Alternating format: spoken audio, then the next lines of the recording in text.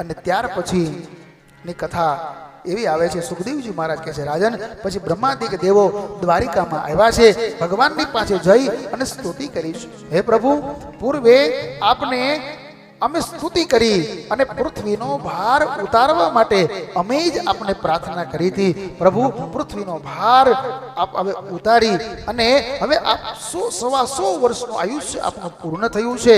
આપને યોગ્ય લાગે તો પ્રભુ માનુષ્ય લીલાની સમાપ્તિ કરી અને આપ વૈકુંઠમાં પધારો. ભગવાન કહે છે, બ્રાહ્મણોના શાપને નિમિત્ત કરી પૃથ્વીનો ભાર હળવો કરી અને ટૂંક સમયમાં હું વૈકુંઠ લોકમાં પધારીશ. દેવતાઓ વિદાય થયા છે. પછી દ્વારિકામાં નાના મોટા ઉત્પાતો થવા લાગ્યા છે. તેને જોઈને વૃદ્ધ યાદવો ભગવાન શ્રી કૃષ્ણની પાસે ગયા છે.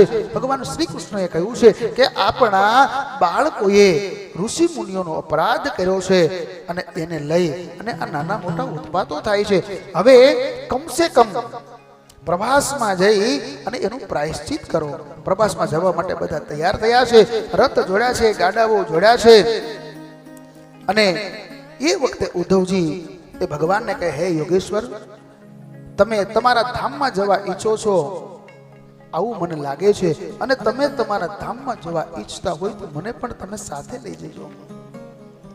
અને એ વખતે ભગવાન કહે છે, હે ઉદ્ધવ, મેં દેવોનું કાર્ય કર્યું છે. પરસ્પર યાદવ કુમારો લડીને નાશ પામશે અને પછી 7મા દિવસે સમુદ્ર એ દ્વારકાને ડુબાડી દેશે. હું આ લોકોનો ત્યાગ કરીશ. પછી કલયુગ આવશે, લોકો અધર્મ રુચિવાળા થશે, માટે તમે બદ્રિકાશ્રમમાં જાઓ. ઉદ્ધવજીને ભગવાન કૃષ્ણએ ઉપદેશ આપ્યો છે અને આખી કથાનું નામ છે ઉદ્ધવ ગીતા. અને એમાં દત્તાત્રેયજીના 24 ગુરુની વાત આવે છે.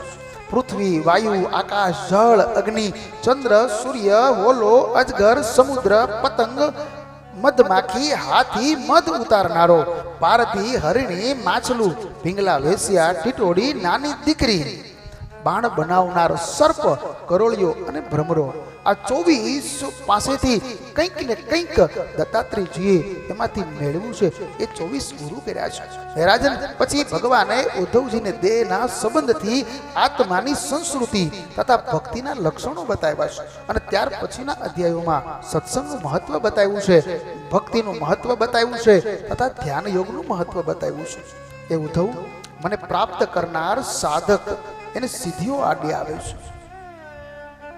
બહુ સરસ સ્વામિનારાયણ સંપ્રદાયમાં એક પદ લખ્યું છે માવદાન કવિએ. ભગવાન કૃષ્ણ અહીંયા ઉદ્ધવને કહી રહ્યા છે, ઉદ્ધવ, મારો ભક્ત જ્યારે મને પ્રાપ્ત કરવા માટે પ્રયત્ન કરે છે, જ્યારે સાધન કરે છે અને એ વખતે સિદ્ધિઓ એને આડી આવે છે, પરંતુ મારો ભક્ત એ સિદ્ધિઓને નથી ઈચ્છતો. અહીંયા ઉદ્ધવજી એને ભગવાન કૃષ્ણ એમ કહી રહ્યા છે કે જ્યારે સાધક એ સાધના જ્યારે કરશે અને એ વખતે એને સિદ્ધિઓ આડી આવશે, પણ એ સાધક જે મને પ્રાપ્ત કરવા માટે સાધના કરે છે એ સિદ્ધિઓની ઈચ્છા નહીં રાખે. એટલે કહ્યું, અક્ષર જાતા રે સિદ્ધિઓ રોગશે રે, સિદ્ધિઓ તો છે દેવોને દુર્લભ, અમને તો મોતી રે વધાવશે રે. ભગવાન કૃષ્ણ કહી રહ્યા છે કે મારો સાધક એ સિદ્ધિઓની ઈચ્છા નહીં રાખે. અને પછી તો વિભૂતિ વર્ણન આવ્યું છે. ત્યાર પછીના અધ્યાયમાં ઉદ્ધવજી એને બ્રહ્મચારી, ગૃહસ્થ, વાનપ્રસ્થ, સંન્યાસીના ધર્મો કયા છે. અને ત્યાર પછી જ્ઞાનાદિક ત્યાગ અને તેનું વર્ણન કર્યું છે. પછીના અધ્યાયમાં જન્મ મરણના પ્રકાર, તિરસ્કાર સહન કરવાના ઉપાયો બતાવ્યા છે. સાંખ્ય શાસ્ત્રનો ઉપદેશ કર્યો છે. ગુણ વિવેચન કરી પુરુરવાની વાત કરી કર્મયોગનું વર્ણન કર્યું છે. પછીના અધ્યાયમાં જ્ઞાન યોગ, ભક્તિ યોગ અને ભગવાને આપેલું જ્ઞાન સાંભળી અને ઉદ્ધવજી હવે ભગવાનને આગળ બે હાથ જોડ્યા છે. આંખમાંથી દળ આંસુ વહી રહ્યા છે. કંઠ રૂંધાઈ ગયો છે અને કહ્યું છે, હે પ્રભુ, આપે આપેલું જ્ઞાન એનાથી મારો મોહ, મારો શોખ એ દૂર થયો છે. અને પછી ભગવાન કૃષ્ણએ ઉદ્ધવને પોતાનું દિવ્ય જ્ઞાન આપ્યું છે અને કહ્યું છે, ઉદ્ધવ તમે બદ્રિકાશ્રમમાં જાઓ. લોક કથા તો એવી છે,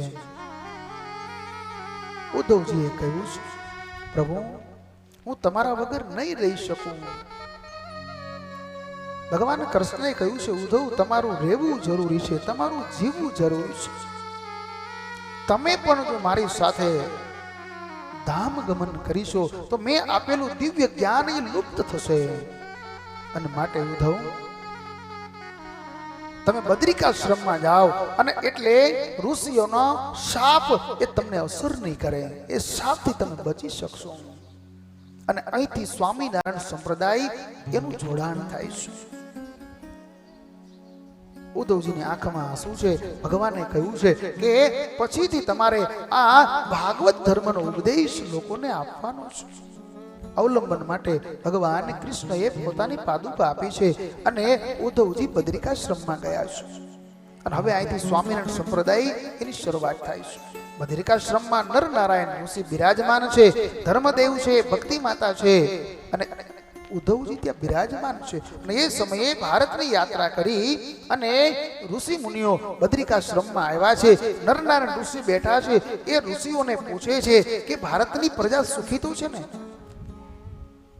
ભારતની પ્રજા માટે અમે તપ કરી રહ્યા છીએ. અને એ વખતે ઋષિ મુનિઓએ કહ્યું છે, ભારતની પ્રજા એ ધર્મ વિહીન થઈ છે, અનિત્યમય એનું જીવન છે. લોકો ધર્મને ચૂક્યા છે. ક્યાંય દૂર દૂર પણ સત્સંગ દેખાતો નથી, ત્યાગ દેખાતો નથી, દયા દેખાતી નથી. અને આમ જ્યાં ચર્ચાઓ ચાલી રહી છે અને એ સમયે દુર્વાસાજી આવ્યા છે. બધા ભગવાન નરનારાયણ દેવની વાણી સાંભળવામાં આતુર છે. દુર્વાસા આવ્યા છે, કોઈને ખબર નથી.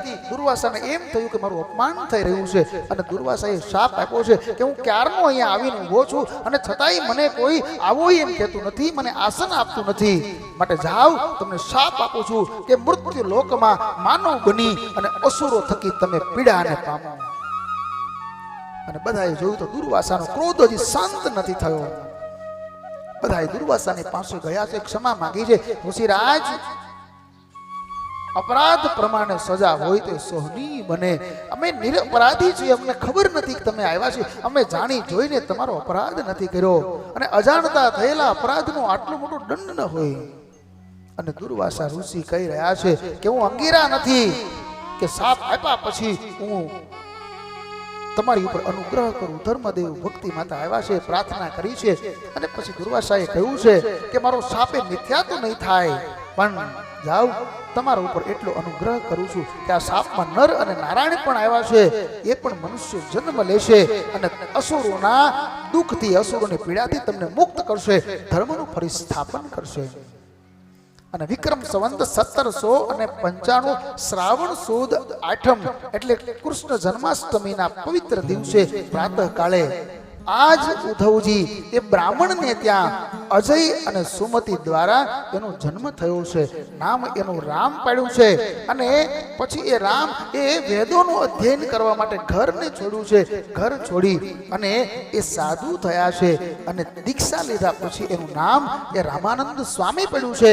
અને એ રામાનંદજીએ ભગવાન કૃષ્ણએ આપેલો ભાગવત ધર્મ એનો પ્રચાર કર્યો. એક સંપ્રદાયની સ્થાપના થઈ અને એ સંપ્રદાય એ ઉદ્ધવ સંપ્રદાય કહેવાયો. અને ત્યાર પછી સ્વામિનારાયણ ભગવાન એ ઉદ્ધવજીને આ જગતના આ રંગમંચ ઉપર એક શિષ્યનું પાત્ર ભજવી રહ્યા છે. ઉદ્ધવજી ગુરુનું પાત્ર ભજવી રહ્યા છે. અને સ્વામિનારાયણ ભગવાન એ ઉદ્ધવજી એટલે રામાનંદ સ્વામી એને ગુરુ ધારણ કરે છે. અને પછી એ રામાનંદ સ્વામી પાસેથી દીક્ષા લીધી છે અને જેતપુરમાં ગાદીનો સ્વીકાર કર્યો છે. રામાનંદ સ્વામી ફરેણી ગયા છે અને રામાનંદ સ્વામી એ ભગવાનના ધામમાં ગયા. પછી રામાનંદ સ્વામીના 14માના દિવસે સ્વામિનારાયણ ભગવાન 21-22 વર્ષની ઉંમર છે, મૂછનો દોરો હજી ફૂટે છે અને આવો યુવાન આજ પહેલી વાર ગાદીએ બેઠા. પછી ગુરુની ગેરહાજરીમાં ગુરુના ભક્તોની જે સભા છે ધર્મ સભાને પહેલી વાર સંબોધી રહ્યા છે અને ત્યાં ઝરણા પરણાના શીતળદાસજી આવે છે અને શીતળદાસજી રામાનંદ સ્વામીના દર્શન કરવા માટે આવે છે અને ખબર પડી કે રામાનંદ સ્વામી ધામમાં ગયા એના 14 દિવસે પૂર્ણ થાય છે. શીતળદાસને બહુ દુઃખ થયું છે. પોતે પોતાની જાતને કમભાગી માની રહ્યા છે કે હું જે ભગવાનના દર્શન કરવા માટે ઘર છોડ્યું, વલકલ વસ્ત્ર ધારણ કર્યા, સાધના કરી, તપ કર્યું અને એ ભગવાનના દર્શન કરવા માટે હું અહીંયા પહોંચ્યો અને 13 દિવસ મારી યાત્રામાં 13 દિવસ ખૂટ્યા, 13 દિવસ વહેલો આવ્યો તો મને ભગવાનના દર્શન થાય. આ સભામાં બેઠા છે અને એમાં ભગવાન શ્રી હરિએ કહ્યું છે, શીતળદાસ તમારે ગુરુના દર્શન કરવા છે, આવો અહીંયા અમે દર્શન કરાવીએ. અને કહ્યું છે આંખ બંધ કરો અને સ્વામિનારાયણ મહામંત્રની ધૂન કરો. મહામંત્રની ધૂન કરી છે. શીતળદાસને સમાધિ થઈ, અક્ષરધામમાં ગયા છે અને ત્યાં સ્વામિનારાયણ ભગવાન એ સુવર્ણના સિંહાસન ઉપર બેઠા છે અને રામાનંદ સ્વામી જેવા અસંખ્ય મુક્તો સ્વામિનારાયણ ભગવાનની સેવા કરી રહ્યા છે. અને પછી તો એ શીતળદાસ એને કહ્યું કે આ સ્વામિનારાયણ ભગવાન એ સર્વ અવતારના અવતારી હોય, સ્વયં પૂર્ણ પુરુષોત્તમ હોય તો મારા અનંત અવતાર થાય. અને શીતળદાસના અનંત અવતારો થયા છે અને એકી સાથે બધાની પૂજા કરી છે, સમાધિ તૂટી છે. શીતળદાસે સભામાં આ વાત કરી છે અને એ વખતે સભાજનોએ એમ કહ્યું છે કે પ્રભુ અમને એ દર્શન થયા નથી, આ તો શીતળદાસ કહે છે તો અમે કેવી રીતે માનીએ? સ્વામિનારાયણ ભગવાને કહ્યું છે કે તમારે એ દર્શન કરવા છે? તો કે હા. તો કે સ્વામિનારાયણ મહામંત્રની ધૂન કરો. અને એ વખતે ફરેણીમાં રામાનંદ સ્વામીના 14 માની સભામાં આખી સભાએ સ્વામિનારાયણ મહામંત્રની ધૂન કરી અને બધાને સમાધિ થઈ અને બધાએ અક્ષરધામમાં ગયા છે. અને રામાનંદ સ્વામી જેવા અસંખ્ય મુક્તો સ્વામિનારાયણ ભગવાનની સેવા કરે છે. આ એને દર્શન થયા છે. અને ત્યાર પછી સ્વામિનારાયણ ભગવાને કહ્યું છે કે આજ સુધી મારું નામ સહજાનંદ સ્વામી હતું, નારાયણ મુનિ હતું, હરિકૃષ્ણ નીલકંઠ સરજુદાસ નામ હતા, પણ આજથી મારું નામ એ સ્વામિનારાયણ છે. અને ત્યારથી આ સંપ્રદાય એ સ્વામિનારાયણ સંપ્રદાય તરીકે ઓળખાણો. ત્યાં સુધી ઉદ્ધવ સંપ્રદાય હતો. બોલો સ્વામિનારાયણ ભગવાનની જય. હવે આ કથા સત્સંગી જીવનમાં લખાય, એ આખી કથા તમારે સાંભળવી હોય તો આજે 14 છે, 15, 16 અને 17 તારીખે ઉપલેટામાં સત્સંગી જીવનની કથા છે. ત્યાં બધા આવજો. પણ ઉદ્ધવજી એ બદ્રિકાશ્રમમાં ગયા છે.